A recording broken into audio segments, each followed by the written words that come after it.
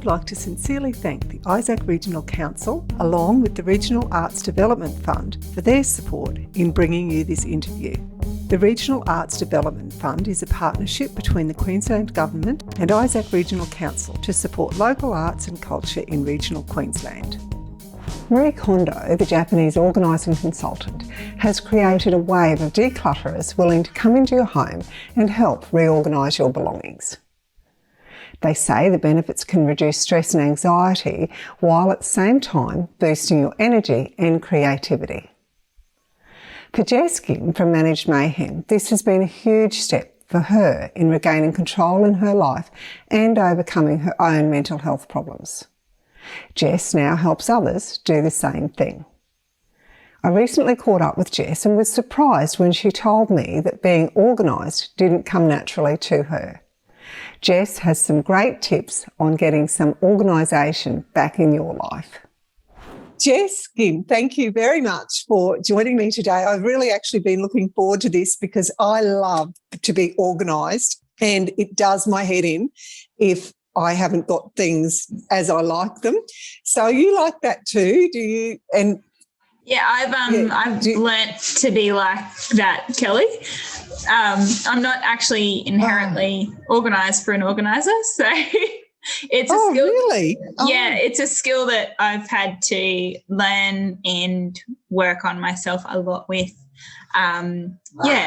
Which is, I find with professional organisers, there's usually two types of people. So there's usually already organised, naturally like that type of people, and then they find that that's what they can offer people, and they go from there. And then there's people who, like me, who have not had that natural skill and have found the benefit in organisation and learning that skill, and then have gone on to help more people.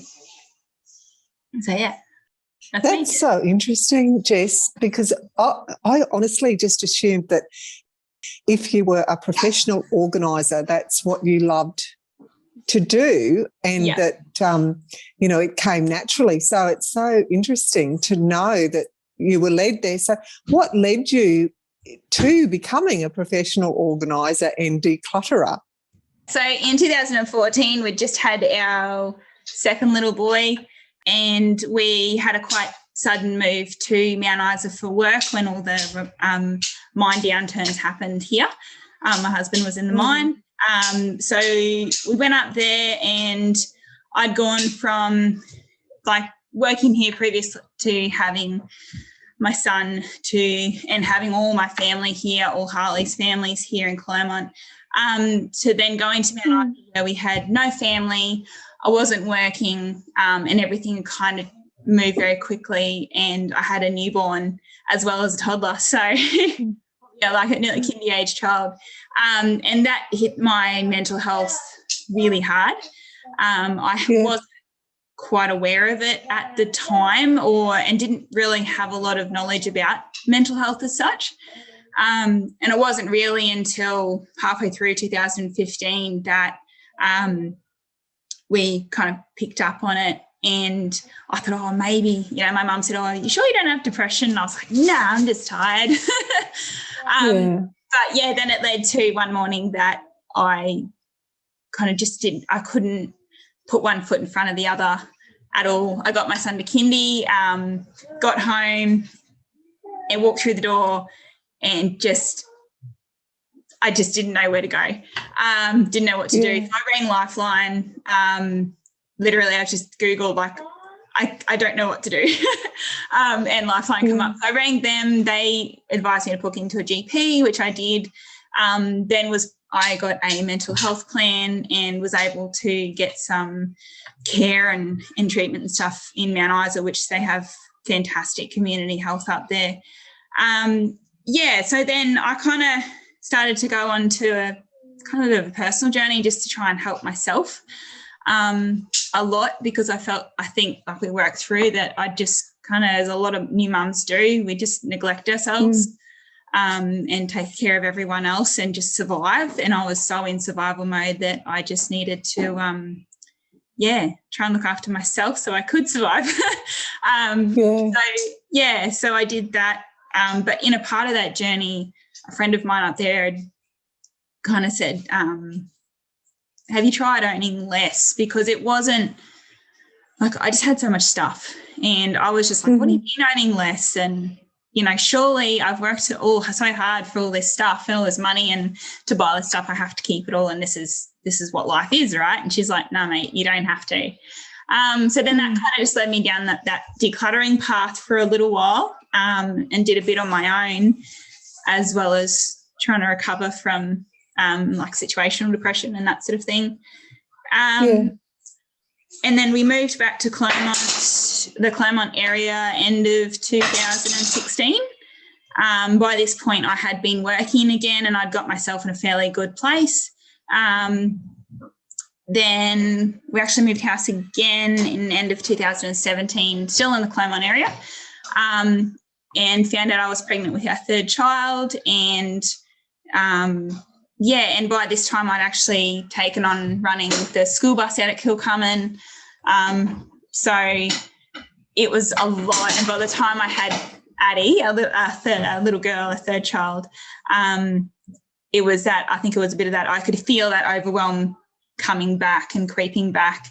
And I got my hands on a declutter course through the Art of Decluttering. They call it the Head, Heart and Home course. It's for anyone and you can do it at home.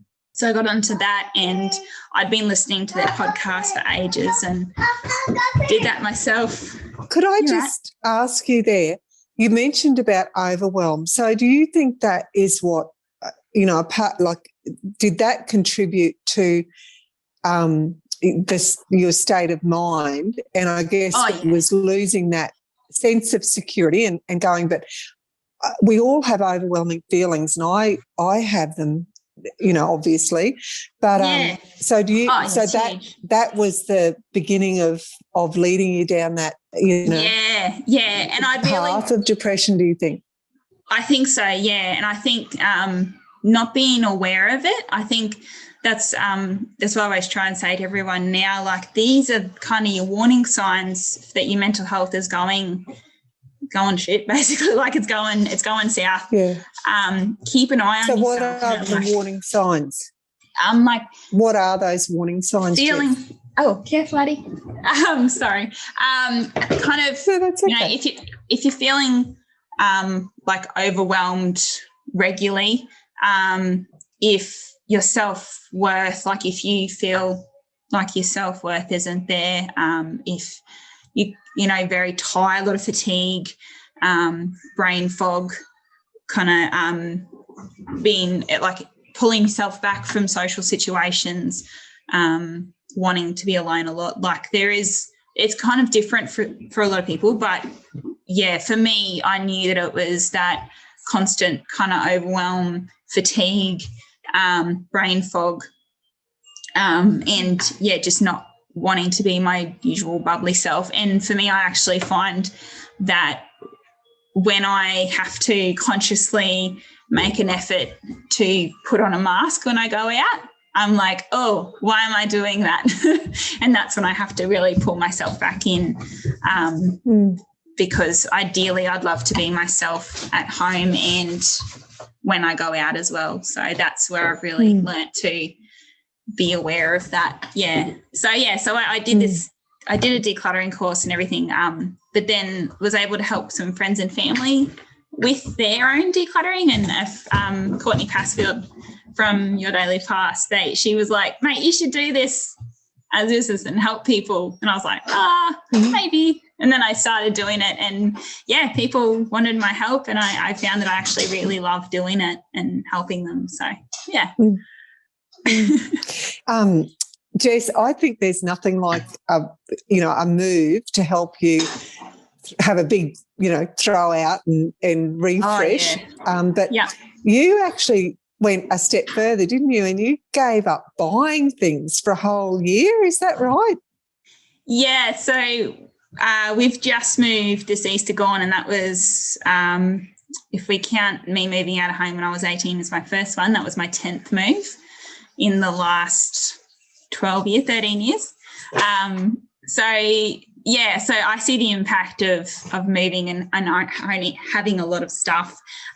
My year of no new clothes started the day after my son's 5th birthday, because I was trying to find clothes to wear to his birthday, and I had a wardrobe full of clothes and I didn't want to wear any of them.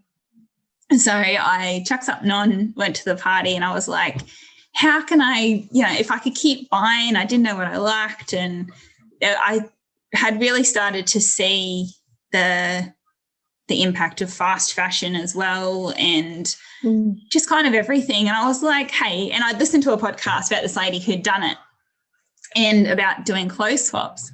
And so I was like, you know what, I'm going to try this out. I'm going to buy no new clothes. I'm going to declutter the stuff I don't want to wear. And I'm allowed to buy secondhand clothes. If a friend gives me clothes out of their wardrobe, that they don't want anymore. The only exception was like underwear and bras and socks. Oh, thank goodness. Yes. But yeah, like shoes. Shoes are involved in it, accessories, hats, anything like that. And I went a whole year and some. I kind of don't really even buy new clothes now, maybe a few work clothes here and there, but that's about it, yeah. But, yeah, it was very interesting. And it saved me a lot of time when I went to the shops. It is so hard, though. Like, I went to Brisbane the other day and I walked into Myer and I thought, I'm not buying anything. And then I saw a jacket that was on sale that I loved the colour and I tried it on, which is always fatal. And I just, it had a bit of stretch in it and a bit of give. And so I talked myself into buying it. And then, I thought, that's, how do you stop yourself doing that? I guess you've just got to get it in your head that that's it. You're not buying something. Yeah, it is quite hard. But it's and so especially hard.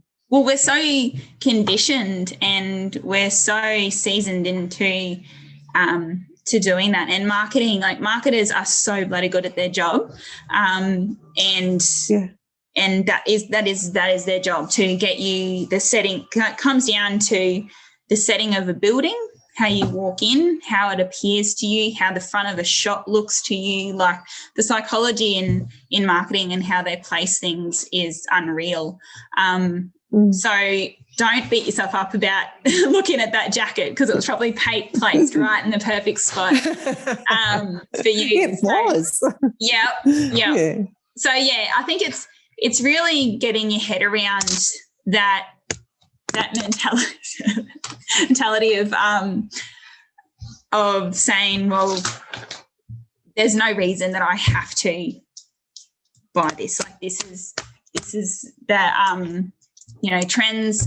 And also that's another thing, is trends back in the day were winter and summer, like seasons with clothing. Then it went to the 4 seasons of the year, and now it is down to every week. There is a new trend, there is a new season every week, every month, and it's insane. So like for people are constantly feeling like they're behind with trends and with how clothes are meant to be. And I think if you kind of try and remove yourself from that and wear clothes that you like, wear clothes that fit you nice, ones that make you feel good, then there's really no trends for it. It's just how you feel. So, yeah. The other really difficult thing is when we go on Facebook or Instagram, there's always something popping up and, you find yourself scrolling across. And so it's really, the old really algorithm hard. backs its treat, doesn't it? It does. Yeah, I found I had to, when I started doing this, because at the time, because I'd, kind of put a few, and I must have Googled clothes or something, it was shooting a lot of this stuff in my face, and I had to actually go through my social media and through my phone, through my emails and a lot of my digital, and actually declutter a lot of the pages I'd liked. So a lot of the clothes pages that you liked 3 years ago or 10 years ago that you'd forgotten about, but because you'd like them and they've got new material coming out, it's in your face. So I'd actually went through and did a big declutter of my phone, of my social media, and of of email subscriptions and all that sort of stuff, and that eased it up a lot. And then just really being conscious of it. Yeah, saying, this is just marketing. It's not something I need. Yeah. So, Jess, once you recognised that and you did the decluttering, listen to the podcast, did you actually do a course or you just did a lot of research? I did a lot of research on my own. I did mentoring with Amy and Kirsty, so the ladies that run the course themselves. I did like one-on-ones with them because they are professional organisers, and they mentored me for probably the first 12 months. And I worked just progressively with clients and letting them know, look, I'm just starting out. Thank you for having me in your home. Let's see what we can do. And they were more than happy to have me in, and the more I did, the better I got, and the more I loved it, and the more confident I got in it. But yeah, Amy and Kirsty were great. They helped me out for those initial ones. If I had a problem or wasn't sure how to handle a situation, I'd send them a message and they'd help me out. Yeah. Why do you think people keep so much stuff and are reluctant to get rid of it? And how do they take you coming into their home and saying, well, that has to go? Yeah, so it's a funny one. I think everyone's so different, but the overarching theme I think that I've found with my clients, and a lot of my clients are working mums, so they're time poor, and they just need it done, sort of thing. So they are able to get someone in, like myself. A lot of it I think is we kind of come from a generation like we're not taught to go through and declutter stuff like this. Like a lot of people are, and a lot of women that I work for actually they do. It's just they just need help in that stage of their life.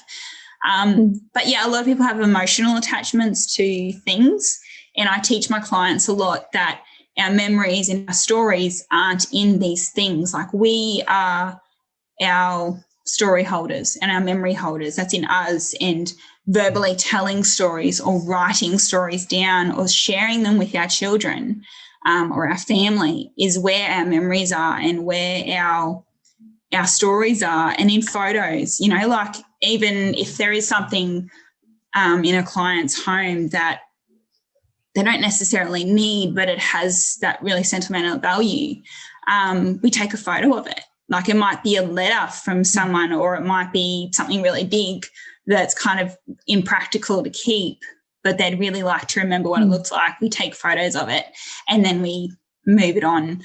But yeah, it is just that emotional attachment to it, I think, Kel. And when you're by yourself with that stuff, in your head it can be, I need to let it go, but no, I'll keep it. And it's that fight between it. Whereas when you have someone there with you who is non-objective, non-judgmental, and a totally outsider of it, we look through the practical side of it. And I really dig in and ask the hard questions to people too. And I think there's only been a handful of sessions where my clients haven't cried because we get down deep and we go really like, why is this so important to you? And it might have been a part of their life where that thing really got them through, but now they're on the other side and they don't actually need it anymore. But we bring up that hard time and then they're really able to let it go then, and they see the light of it and how how grateful they were to have that thing, but now it doesn't serve any purpose in their life anymore. Jess, I have to wonder if there's a bit of guilt involved too, because I know for me, my grandmother had left me some beautiful furniture, which I still have, but it's in storage, and I think, I should do something with it, but it's not my taste. It's very good quality, but I'm almost scared to do anything with it because of the guilt I think I'll feel that, Nana entrusted me with her beautiful furniture. Yeah, and that's it. And estates and inherited things are a whole other ball game. But at the end of the day, it's yours now. And it is, I say this to people, it is your decision, and it is your decision to either keep it or to let it go. And it's not anyone else's decision, and it's not anyone else's place to put any blame on you for that. That is your thing. So a lot of the time with inherited things, and it's okay to not have it. Like, you know, and a lot of the time people think, oh, I have to keep everything of grandma's, or I have to keep everything of that person. But again, your memories of your grandma aren't in that furniture. They're in probably what she did with you or what she talked to you about, and those memories. So, yeah, you kind of ask other family maybe if they would like any of it before, you know, if you did decide to let it go, you know, ask family and say, hey, this, and because, you know, you might have a family member that go, actually, that chair means a lot to me and Gran, like, but I'd really like to keep that. And if that's not an option, then, yeah, you look at, you know, whether you take it to an antique dealer or you sell them or you can donate them, because there are a lot of places that might get a lot of use out of that furniture, and it might be able to live on and give someone else a really good life. So, that's something you can look at too. So, Jess, yeah, that's so interesting and so relevant, I think, to a lot of people. You know, when we started, I said, you know, how great I feel when my house is organised, and you know, it is fairly organised, except it my office, which is a bit of a nightmare. And but so I know that when my house is clean and organised, and I don't have a whole lot of stuff, and I do have regular clean outs and you know, Belize or Lifeline, the recipients. But for you, who you didn't really, you weren't that way inclined, what sort of an effect did it have on you once you'd, you know, decluttered things? And did the overwhelm go, and did you think, wow, this is pretty good? I didn't know that I could feel like this. Yeah, so I'd done a fair bit of work just from listening to the girls' podcast, because it kind of goes room by room, a lot of them. But then when I did the course as well, and it's ingraining those habits more than anything. Like you can, like, because you'll always be decluttering, because there is always things coming into your home, and at some point, some of them have to go. As long as it's not my children. yes, they're about the only thing. Or eventually mine will probably leave home too. No, it's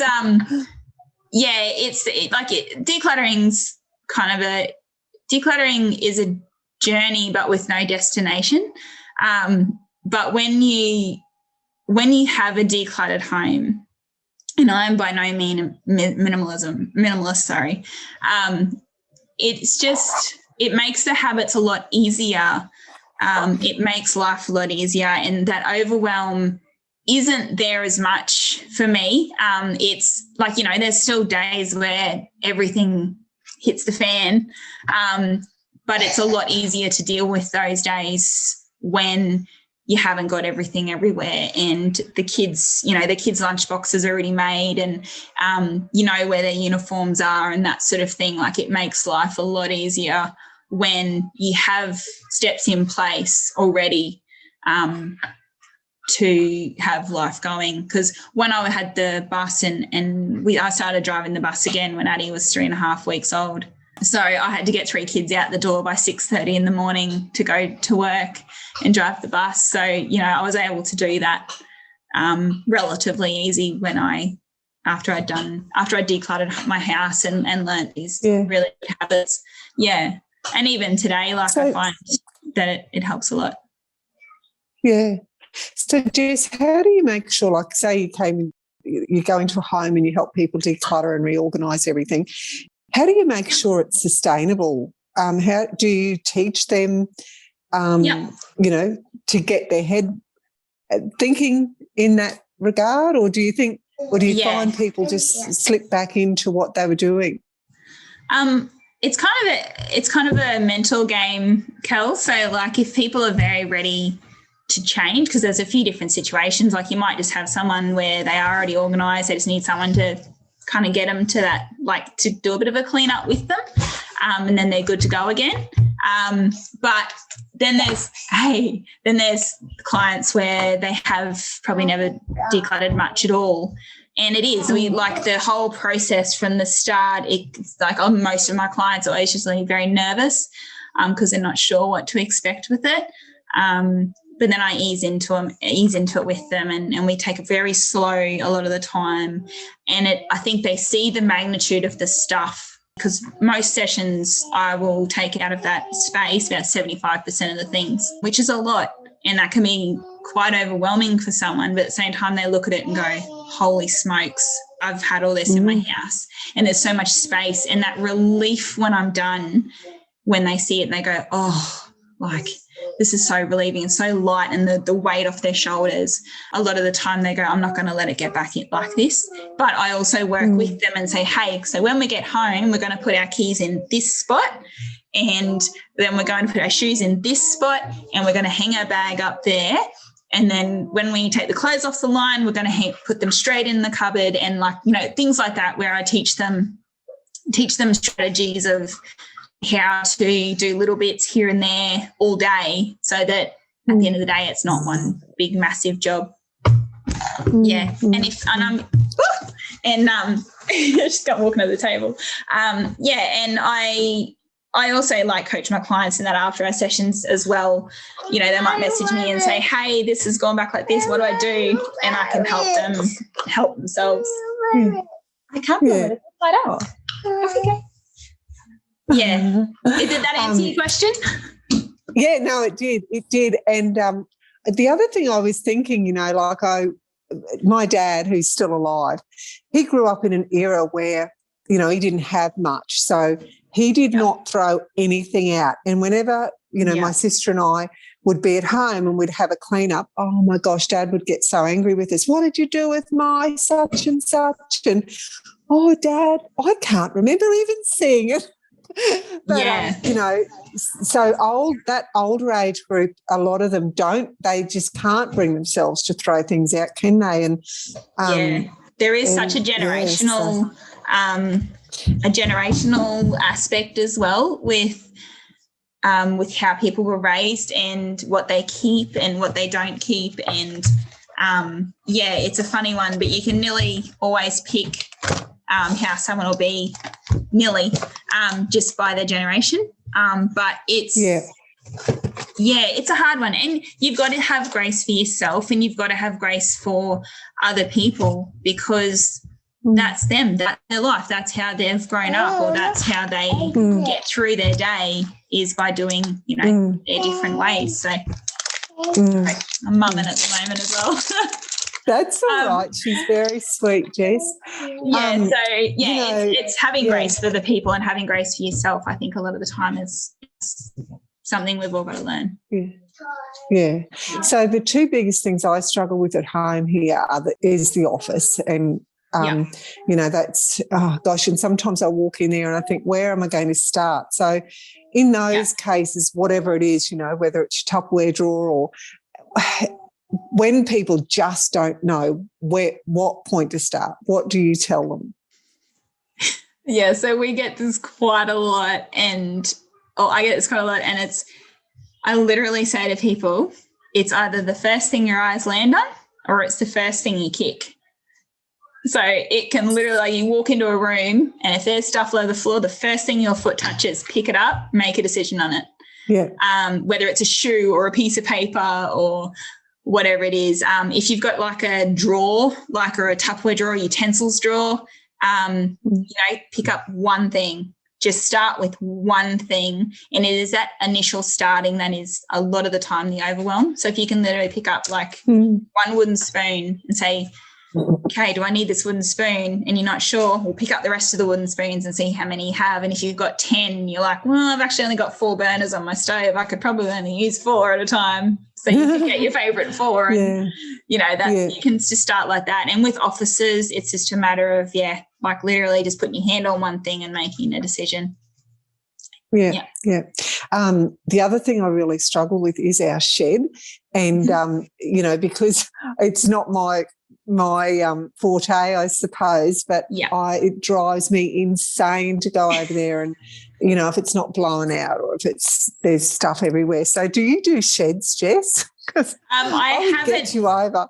I haven't yet, but I would love to venture into them, like garages and things like that. I think I'd need some muscle power probably to get into sheds. But yeah, no, it's definitely something I'd like to go into. A lot of the time too, like, because I've grown up on a property, so I know what work sheds are like, and and my dad's shed and everything like that. But it worked for him, so I kind of never went near it much. I just was like, yeah, sure, Dad, you do you.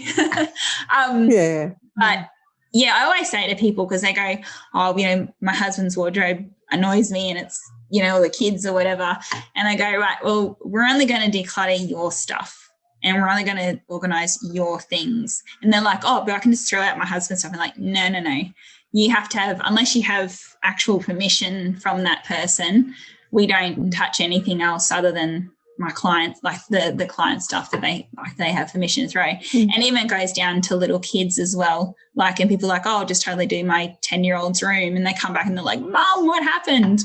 But kids are quite capable of making decisions on what to keep and what not to keep, I reckon, from about the age of 4.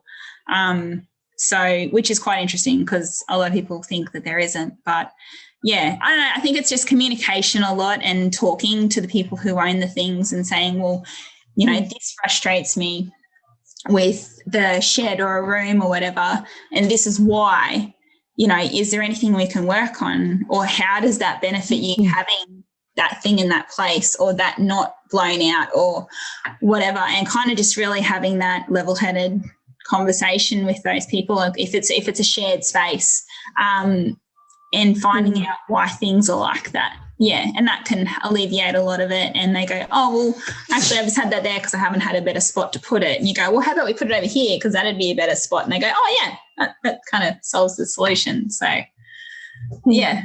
I think that's great advice, Jess, you know, giving kids the responsibility for their, you know, own choices, because it not only teaches them going into adulthood, but, you know, it keeps the family happier, I suppose, because no matter, you know, how old you are, or you don't like your things being thrown out and manhandled, I suppose. And, you know, that's really, really sound advice, I think, to give everybody their own responsibility and let them make their own decisions. And I work with kids in their rooms. I've worked with a few children. Like I've worked with a teenager, and I've worked with a little one, like, you know, a 4-year-old, and I've worked with, you know, a 10-year-old on rooms. And surprisingly, kids are actually quite good at decision making, and they will actually be like, oh, no, actually, I don't want that toy anymore. That's too baby for me, or I don't actually wear that shirt. And they know their stuff. And the mum is then going, oh, but I bought that and that cost this much. And I go, well, they're not actually going to wear it because they don't feel, you know, they don't like it, or it's too itchy or something. Or that toy, they're like, oh, that's from grandma, we can't throw it out. And the kid doesn't want to play with it. So I actually say to the mum, well, look, how about you keep this in your special drawer or your room, but we'll declutter it out of this child's room so they've got space and they can play with the toys that they like. But, yeah, a lot of the time kids are quite onto it. And there are times where they're like, no, I have to keep everything. And in that instance, you show them, look, you've got 20 teddy bears. You know, what's your favourite one? And they'll pick out their favourite. And you're like, how about we put them in this part of the cupboard so you can get them anytime, but we're just going to tidy them up, or, you know, things like that. Or we can, hey, there's little kids that don't have any teddy bears. Would you like to give them to some? And they go, oh, yeah, sure. And then it's giving that, making that process and teaching them that they're not going in the bin. They'll be, you know, they're living another life with another little kid that's going to get so much love from it. And teaching kids about donating things that are still of use is very rewarding for me and the parents. And it gives them and gives the kids a sense of pride too in their own surroundings. So, And then they show their room to their parent at the end and they're like, look what I did. And they just get so excited. Yeah. You know what's funny in our household, they all laugh at me, but if I've cleaned the pantry or cleaned the fridge or something or done the floors or whatever, they'll come in and I'll say, notice anything? And go around. They're like, Mum's been decluttering again. Yeah. You've cleaned the floor? No.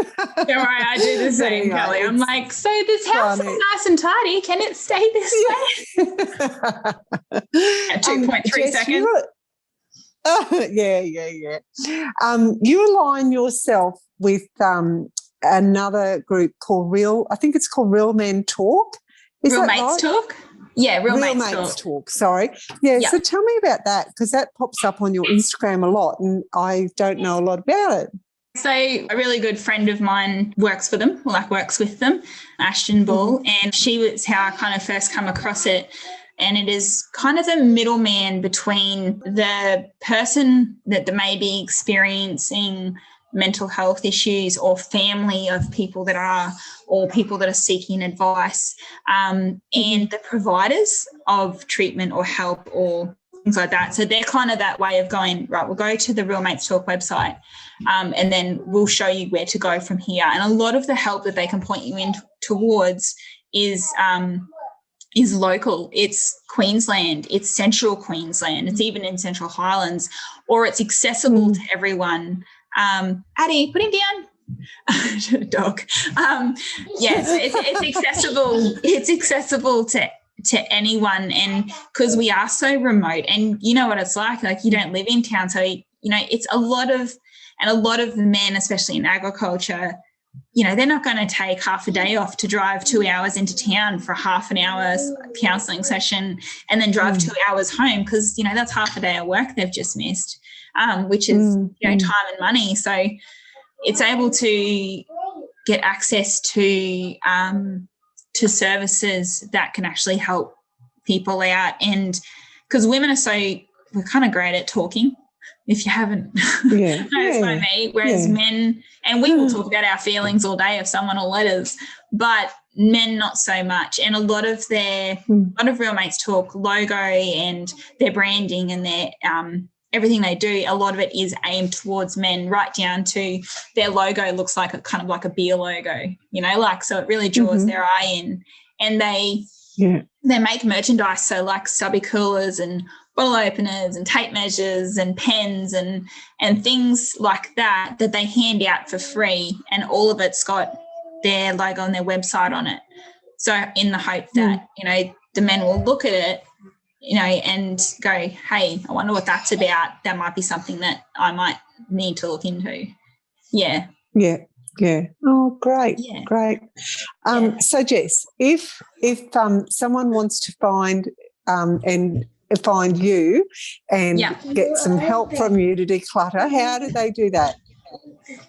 They can contact me through Instagram or Facebook so Facebook's Managed Mayhem Professional Organiser, and I think Instagram is Managed Mayhem PO. But just send me a message, have a look through my photos if you like. There's some cool before and afters on there. So I work a lot with clients, and then I do the 3 monthly clothes swap to raise money for Real Mates Talk. So there's a bit of stuff on there as well. And really at the end of the day, people have asked me why I do it, because they're like, how can you be arms deep in someone else's stuff and find that satisfying? And really for me at the end of the day, it's being that helping hand there for someone, because there isn't a lot of help around here, especially in central Queensland. And there's doctors and there's nurses and there's psychologists and stuff, but there's no one really and there's cleaners, but there's no one in the guts, in the deep, in their houses, actually helping them remove the extra stuff so they have some freedom. Yeah. And I wish I'd had someone like that for me a long time ago. So I thought, well, I may as well be that person. And I love seeing at the end of the session, every time my client will be like, oh my God, and just the look on their face and the relief and how they feel, it gets me every time. And I still love my job as much now as I did when I started. So, yeah. Oh, Thanks, Jess. That's so great. And I know you must be helping a lot of people just, get rid of stuff that they don't need. And I'm going to go and have a little bit more of a clean up and get into my office. Yeah. Thank you so much, Jess, for your time. No worries, Kel. Thank you for having me. Thanks so much for watching our video. I hope you enjoyed it, and please try to remember to just click on the subscribe button so we can keep you updated with everything that's happening. Thank you.